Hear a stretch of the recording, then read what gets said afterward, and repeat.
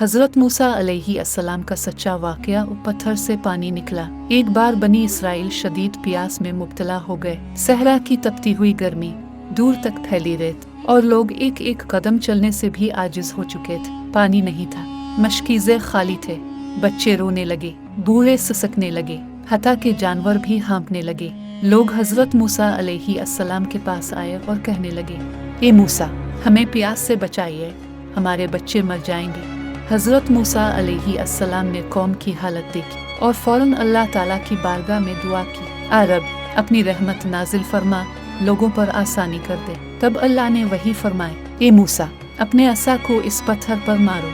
वो पत्थर बज़ाहिर आम सा था, ना बड़ा ना ही खास, लेकिन जब नबी अल्लाह के हुक्म पर चलता है तो आम चीजें भी मौजिज़ा बन जाती हैं। हजरत मूसा ने असा उठाया और पूरी यकीन के साथ पत्थर पर ज़र्ब लगा। बस ज़र्ब लगना था कि पत्थर में दरार पड़े, फिर जमीन हल्की सी कांपी और अगले लम्हे 12 चश्मे फूट पड़े।